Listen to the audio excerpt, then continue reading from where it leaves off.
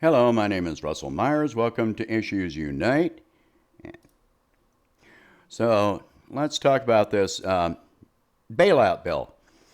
Um, you know, Now, of course, there is some positive to this, but here's a positive that most people are not focusing on that I find highly important. Uh, you know, we have positives that people are becoming more aware. A lot more independent, content producers have been putting out information about what is in this bailout bill. I mean, Jimmy Dore, Kim Iverson, The Hill, they have put out some pretty good information, though they don't follow all of the same things that I do and what the long-term effects are. Um, I know they don't want to take a risk projecting out the way that I commonly do. I will take that risk, and most of the time, my projections wind up being correct. So maybe not 100%, but you know, I put it well over 90% of the time I'm correct. And okay, so what is in this bill? People are looking at getting like a $1,200 check. Will I get one? I don't know. I have no idea. All of that is, rather unclear at this point. Um, you know, for me, it'll be a benefit.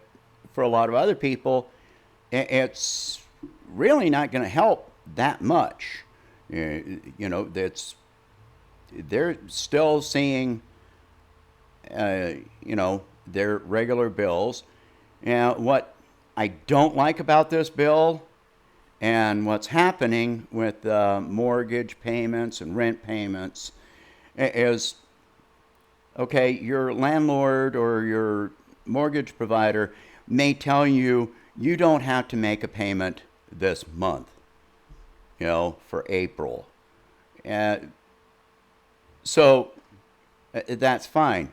That doesn't mean that payment goes away in any way. You're still going to owe that payment. And for some people, if they're already on the edge financially, or if their lease or is nearing the end, then they're going to face, a dual payment just all at once, a lump sum payment, when they may not be equipped for it.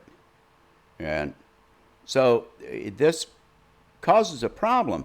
Another problem with this bill is that it includes, requirements for smaller businesses to maintain employment for their employees. They can't fire anyone. But big businesses, the major corporations, can fire as many people as they want to while collecting, giant checks, bailouts from the Fed, plus the money in this bill. They're getting tons of money from every direction. And yet they can turn around and fire anyone without warning, without cause, to cut their expenses and to maintain their profit margin. All of it's being used to prop up stocks by these corporations. If you look at what has happened with the stock market in the last couple of days, a few days ago I said, okay, you're going to see a rise and then it'll level off or fall.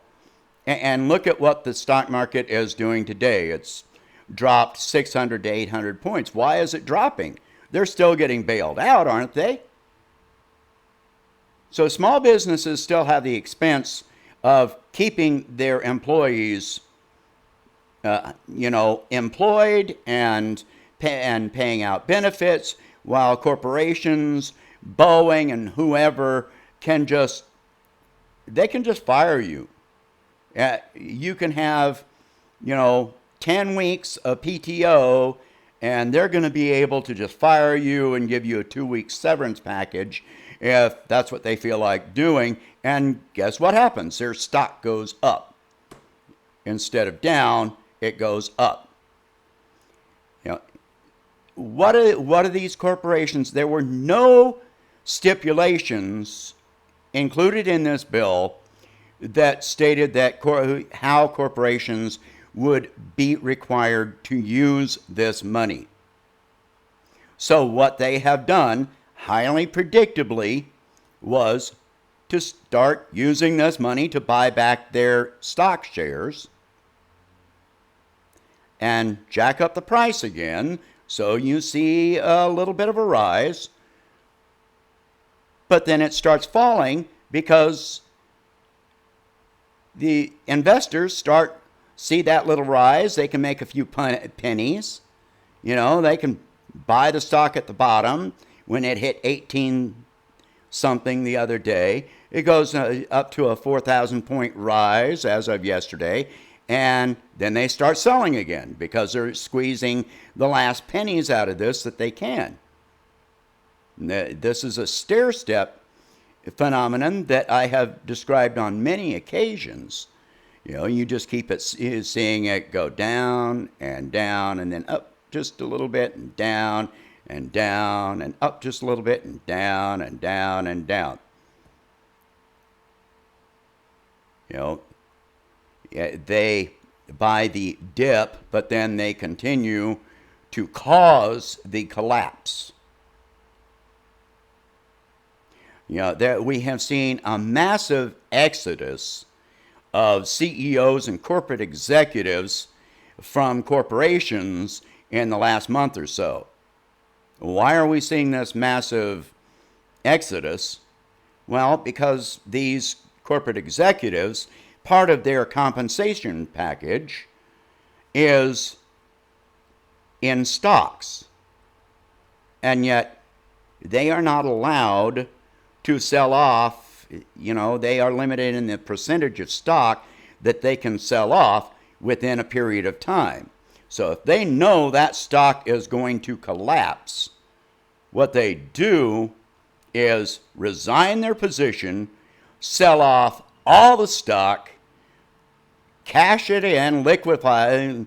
They liquefy it. The stock, they cause that collapse to become worse and worse. When this is all over, who knows? They may be rehired by the company again and given a new stock package. But they'll have already made tons of money off of this.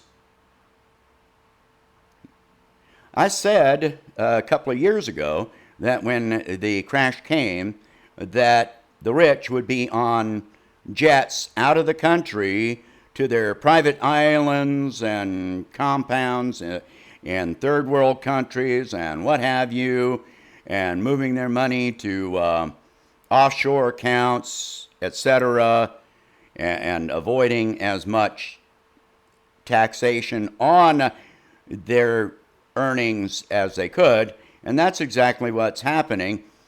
But now they've got the additional cover of this illness to use as an excuse. So, they've got the perfect, theater in which to use this. So,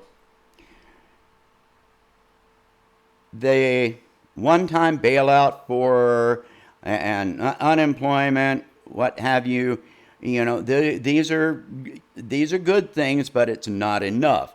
And there's no reason that we should be bailing out any corporations at all. There's no reason that the Fed should be buying, ETFs, exchange traded funds, which are buying up bonds from corporations. So they buy up the bonds, the corporation uses that to buy back stock, and then the investors sell off stock because they see a little bit of a rise.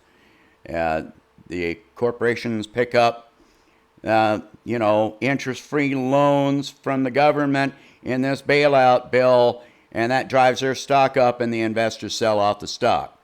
And the corporate executives quit their jobs and sell off all their stock. We're not being bailed out here. $1,200 is not going to go far. You get a $1,200 check and you have no other resource, or you don't know how long this is going to have to last you. How much of that $1,200 are you going to spend? You don't know when you're going to be forced to pay this month's rent plus whatever later charges there are. There's no idea. You don't know if you're going to get sick and have thousands of dollars in deductibles, or if you have no insurance at all, if you're going to have to pay for all of your medical care out of pocket. So this is a very frightening time, not just medically, but financially for all of us. Yes, I'm afraid if I do get seriously ill, that it's going to break my finances. But I take the proper precautions and do what I can. And this is another positive in this. The social distancing. I'm hoping that some of this stuff about hygiene and social distancing actually sticks around after this is over, so that people will respect each other's space better. I hope it becomes just a reflex for people. Wash your freaking hands. If you're coughing, cover your mouth. Give people space. Just respect their personal space. There's nothing wrong with that. All this passive-aggressive bullshit of people always wanting to invade other people's space, I hope that this takes hold and better hygiene takes hold. And hopefully just be polite to people. These people that are having to work, people that have to go out shopping, etc., these are things they have to do. Just like you have to do this. So don't be mean or rude to these people. You've got no right. And keep doing that when this is over. All right, that's it for today. If you can afford to donate $1 a month, help me expand the channel. And, please like, subscribe, and share this. And stay aware of what's going on. All right, thank you very much. Hope you have a good day. Bye.